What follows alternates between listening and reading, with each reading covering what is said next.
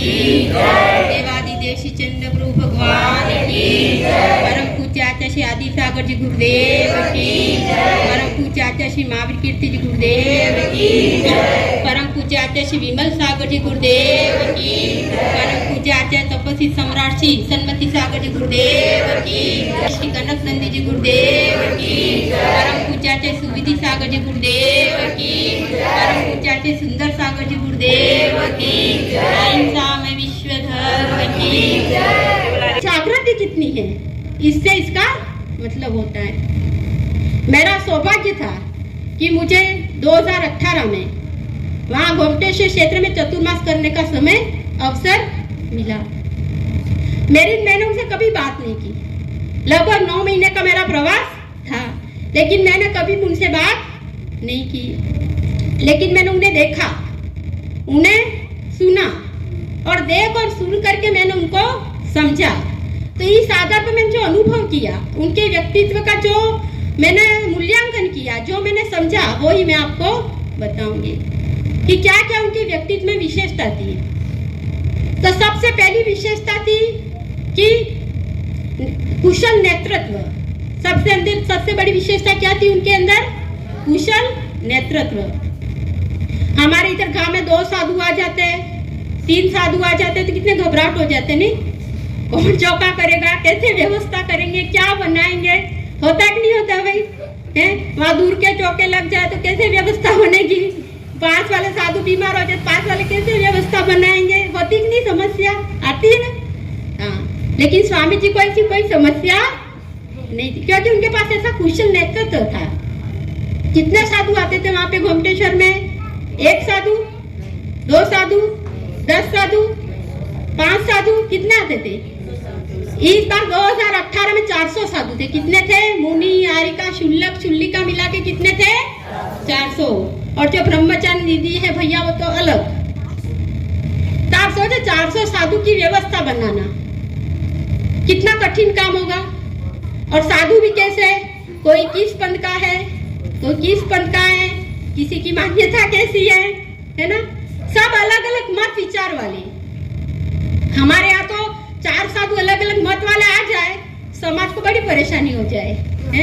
वहाँ 400 साधु, सबकी अपनी अपनी विचार भिन्नता, अलग अलग मत, फिर भी ऐसे साधु की व्यवस्था करना बिना कलह के, बिना संघर्ष के, तो आप सोचो उनके नेतृत्व की कितनी बड़ी क्षमता होगी। कभी चौके की कोई समस्या नहीं, बल्कि कुछ चौके खाली जाते थे। ऐसा होता था कि इतने साधु, इतने चौके, और इतने बाद भी कुछ चौके खाली चले जाते थे। मतलब आप सोचो कितनी बड़ी व्यवस्था होगी कि इतने साधु के भी इतने चौके लगे, चौके खाली जा रहे।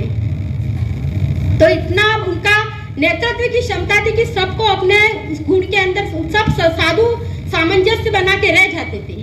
ये उनकी क्षमता थी। और दूसरा कहते हैं कि 20 साल में, मतलब उन्होंने लगभग 1969 में उन्होंने भट्टारक की दीक्षा ली, और 1970 में उनको श्रवण बेल गोला के भट्टारक उनको बनाया गया। तो उस समय उस मठ का जो बैलेंस था कितना था? 1000 रुपये। कितना था? अब आप 2018 अभी तक आ जाओ, यहाँ पे अभी 2023। अभी गोमटेश्वर मठ के पास क्या है? क्या है? 20 शिक्षण संस्थाएं। उनके अंदर में कितनी? 20 शिक्षण संस्थाएं, हॉस्पिटल, कई प्रकार की सामाजिक संस्थाएं, लगभग 50 मंदिर। उस क्षेत्र के लगभग 50 मंदिरों का संचालन गोमटेश्वर मठ करता है। और 10 भट्टारक, जो उनके नियंत्रण में 10 भट्टारक अलग अलग मठों का संचालन करते हैं। तो ये कैसे हुआ? क्या एक सामान्य व्यक्ति के वश की बात है कि 1000 का बैलेंस जब वो भट्टारक पद पे हुए, वहां पे आसीन हुए, और वहां से लगाकर इतने लगभग 53 वर्ष में उन्होंने उस गोमटेश्वर मठ का इतना विकास किया। और मस्तकाभिषेक तो 12 साल से जब से शुरू हुआ, 981 में भगवान की प्रतिमा विराजमान हुई, पंच कल्याण हुआ, तब से लगाकर 12 वर्ष से निरंतर अभिषेक हो रहा है। लेकिन उस अभिषेक की महिमा को, उस गोमटेश्वर के महामस्तकाभिषेक को पूरे देश से, पूरे विश्व स्तर तक किसी ने पहुंचा, तो वो कौन है? भट्टारक आप अपने बुजुर्गों को पूछना, है ना, अभी तो ऐसा कोई बुजुर्ग है होगा ही नहीं, लेकिन कोई हो तो जानकारी करना कि वो इसके पहले कभी क्या मस्तकाभिषेक में गए थे।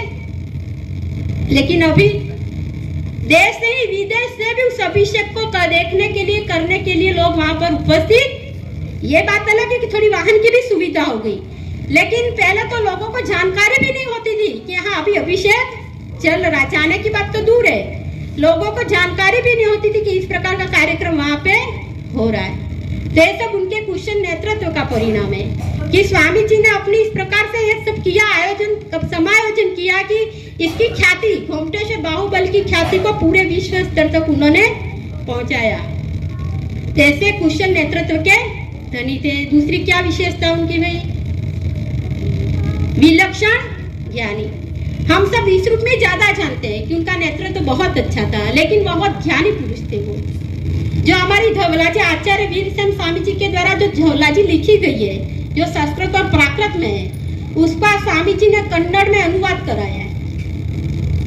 उन 16 पुस्तकों का, धवलाजी की 16 पुस्तक, महावन की 7 पुस्तक, जय धवला की 16 पुस्तक, ऐसे पूरी पुस्तक जिनवाणी का उन्होंने कन्नड़ में अनुवाद करवाया। ऐसे विलक्षण ज्ञानी वे तो, किसी भी प्रश्न का समाधान हो, किसी भी शंका का, किसी भी तर्क का अकाट्य समाधान करते थे। उनके आगे फिर दूसरों को जवाब देने की, क्योंकि जो उन्होंने समाधान कर दिया उसके आगे किसी शंका उपस्थित होना होती ही नहीं थी। कभी भी उनका व्याख्यान सुनने को मिला, कभी भी मंच पे कार्यक्रम होते थे चतुर्मास में, तो जब भी उनका व्याख्यान होता तो इतना सारगर्भित और इतना आगमोक्त होता था कि हमको ऐसा लगता है कि हमारे सामने जिनवाणी चल रही है, हम जिनवाणी खोल के जिनवाणी को पढ़ रहे, ऐसा उनका व्याख्यान होता था। इतना सारगर्भित और इतना आगमोक्त उनकी वाणी होती थी। जैसे विलक्षण ज्ञान के धनी थे। और क्या विशेषता थी? विनय। क्या विशेषता थी? विनय। जो इतने कुशल नेतृत्व का धनी है, ऐसे विलक्षण ज्ञान से युक्त है, लेकिन ऐसा हुआ कैसे? उनके विनय गुण से। इसके कारण जब हमारा चतुर्मास हुआ तो उनको यह भी ज्ञात रहता था कि कौन से चौके में कौन सा साधु गया है, कौन से चौके में। अभी हमारे 2 चौके चल रहे हैं यहाँ पे, है ना। किसका चौका चल रहा है अरविंद भाई? अब इसको पूछो कि किसके चौके किसका आहार हुआ, बोलो पता? 4 साधु है। किसके चौके में कौन से साधु का आहार हुआ? हमारे गांव के कई लोगों को पता, लेकिन स्वामी जी ये उनके विनय की पराकाष्ठा ही थी कि वहाँ चतुर्मास में 120 साधु थे। कितने? लेकिन उनको पूरी जानकारी रहती थी कि इस चौके में कितने लोग, और चौके लगभग उस समय चतुर्मास के समय चौके 10 चौके थे, 120 साधु और 10 चौके।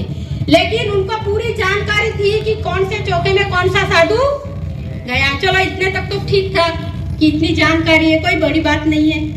लेकिन उनको यह भी ध्यान रहता था कि कौन से साधु में कौन से चौके में किस साधु का अंतराल हुआ है, यह भी उनकी जानकारी में रहता था। अब उन्हें व्यवस्था कैसे बनाई हुई, वो देखने तो आते नहीं थे, तो वो एक आदमी आता था। ये हमने कुछ साक्षात देखा कि जैसे ही आहार हो जाता था, एक आदमी पेन डायरी लेके आता था, फिर पूछता था आपके यहाँ कितने साधु का आहार हुआ, कौन कौन से साधु का आहार हुआ, वो नाम लिख के जाता था। फिर पूछता था किसी साधु का अंतराल हुआ क्या, जिस साधु का अंतराल हुआ उसका भी नाम लिखा जाता था, और पूरी लिस्ट उनके पास पहुंचती थी। उसके बाद दूसरे दिन चौके में बराबर व्यवस्था, जिस साधु का अंतराल होता था उसकी बराबर व्यवस्था वो बनवाते थे। विनय गुण उनका, इसीलिए इतनी विशेषता को वो प्राप्त हुए। और जो भी साधु आता था, जो भी साधु प्रवेश करता था, उसका ससम्मान में स्वागत करते थे, है ना। हम तो लोग क्या करते हैं, माथा देकर तिलक करते हैं, करते कि नहीं करते हैं। तो अच्छा बड़ा बड़ा साधु आ जाए तो ढोल ढमाक, गावल को बोलना भी नहीं पड़ता है कि कल तुम प्रवेश में आना, जुलूस में आना, स्वागत बोलना पड़ता है क्या?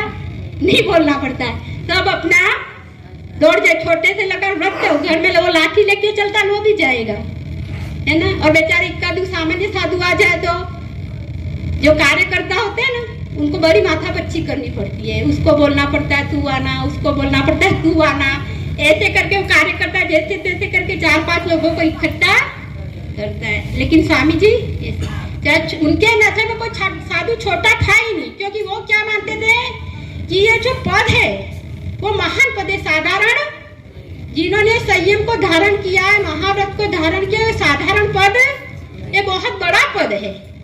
उनकी दृष्टि में पद महान था, व्यक्ति महान, गुणों की महत्ता थी। तो कोई भी साधु वो लेने अवश्य, क्योंकि गोमटेश्वर के उस मस्तकाभिषेक कितने साधु है।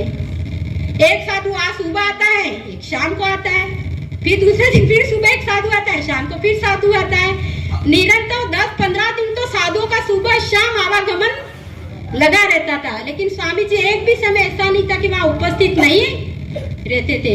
आप सोचो इतना बड़ा कार्यभार, ये 400 साधु भी आ रहे हैं, देश विदेश से लोग आ रहे हैं, इतना बड़ा कार्यक्रम करना, फिर भी समय निकाल के सुबह शाम साधु की आह्वानी करना, कितना बड़ा उनके सामने प्रोजेक्ट था। फिर भी कहीं भी व्यवस्था में उन्हें अपने विनय में कहीं पर भी उन्होंने कमी नहीं की। ऐसा तो इतना बड़ा उनका गुण था। और अगर बातें भी अगर हम समझे कि कैसे व्यवस्था को बनाते थे, तो अन्य समाज का उनके समरसता भी, सामाजिक समरसता भी उनके अंदर बहुत बड़ा गुण था। जब वो बाहुबली का भगवान का जो प्रोग्राम करना था मस्तकाभिषेक, तो उस गोमटेश्वर मठ के अंतर्गत जितने भी हिंदू मंदिर थे, अन्य भी जो मंदिर थे, उसका भी उन्होंने जीर्णोद्धार कराया। वहां भी रंग रोगन हुआ, वहां पर भी जो आवश्यक सभी जगह उन्होंने कार्य, केवल ऐसा नहीं था कि जैन मंदिर का उन्होंने किया, अदर मंदिर जितने भी थे वहां भी उन्होंने रंग रोगन जो भी आवश्यकता थी सारे कार्य करवाए। क्योंकि इतना बड़ा कार्य जैन समाज के स्तर पर नहीं हो सकता है, अन्य समाज का सहयोग भी अपेक्षित है। ऐसी दूरदर्शिता पूर्व वे कार्य करते थे। और उस समय जितने भी अजैन साधु थे वो भी वहां पे आते थे, तो उनका भी वो उसी प्रकार से अपने सम्यक में किसी प्रकार का दूषण नहीं लगे, इस प्रकार से उनकी भी आवभगत वो करते थे। हमने खुद देखा है कि उनकी कैसे आवभगत वो करते थे। तो उनकी दूरदर्शिता का परिणाम था कि कल कोई भी अनहोनी घटना हो जाए तो समस्त समाज का सहयोग हमको प्राप्त हो सके। तो इस प्रकार दूरदर्शिता पूर्ण सामाजिक समरसता को लेके वे कार्य करते थे। तो ऐसे महान गुणों के धनी थे। वैसे तो उनके गुणों की चर्चा करना सहज नहीं है, क्योंकि जो व्यक्ति वो लौकिक नहीं थे, वास्तव में वे अलौकिक थे। तो अलौकिक व्यक्ति के अलौकिक गुणों का वर्णन करना सहज नहीं है, उसको शब्दों में बांधना सरल नहीं है। लेकिन मैंने अपने अल्प वचनों से आपको उनके व्यक्तित्व को कुछ समझाने का प्रयास किया। तो हम तो सिर्फ एक ही भावना करें कि ऐसे महान पुरुष जिन्होंने अपने इस जीवन काल में मात्र ये एक क्षेत्र की क्षति नहीं है उनका जाना, मात्र गोमटेश्वर क्षेत्र की क्षति नहीं है, केवल एक भारत देश की क्षति नहीं है, यह पूरे विश्व की क्षति है। क्योंकि उनके द्वारा केवल जैन धर्म लाभान्वित नहीं हुआ है, केवल जैन समाज लाभान्वित नहीं हुआ है, क्योंकि जो उन्होंने 20 प्रकार शिक्षण संस्थाएं खोली, उससे कौन लाभान्वित है भाई?